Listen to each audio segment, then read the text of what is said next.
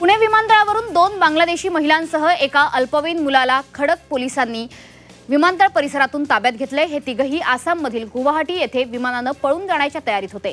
केंद्रीय औद्योगिक सुरक्षा दलाच्या मदतीने ही संयुक्त कारवाई करण्यात आली आहे।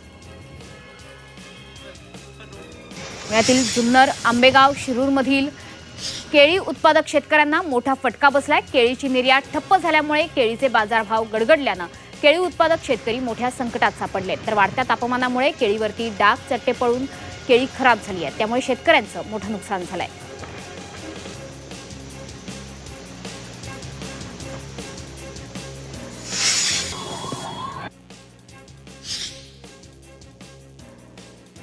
नाशिकमध्ये एमडी ड्रगची विक्री करणाऱ्या 3 जणांना अटक करण्यात आली आहे। अंमली पदार्थ विरोधी पथकाने मुंबई नाका परिसरात ही कारवाई केली आहे। या कारवाईत 8 ग्रॅम एमडी ड्रग जप्त केलेले आहेत। पोलिसांनी या कारवाईत एकूण 7,36,000चा मुद्देमाल जप्त केला आहे। तसंच या प्रकरणी मुंबई नाका पोलीस पुढील तपास करतायत।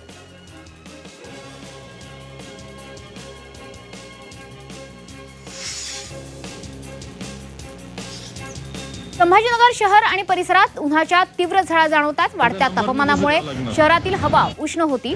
शहर आणि परिसरात उष्णतेच्या लाटेमुळे सकाळी 11 ते संध्याकाळी 5 पर्यंत रस्त्यावरील वर्दळ सुद्धा मंदावली होती। हवामान विभागाने पुढील 3 ते 4 दिवस उष्णतेचा येलो अलर्ट जाहीर केला आहे।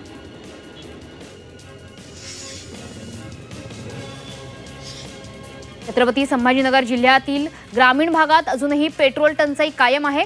जावळे आडगाव येथील पेट्रोल पंपावर वाहनधारकांच्या लांबच लांब रांगा बघायला मिळाल्यात। आपला नंबर लावण्यासाठी ग्राहकांनी चक्क कॅन घेऊन या रांगा लावल्यात। यातील बहुतेक शेतकरी होते।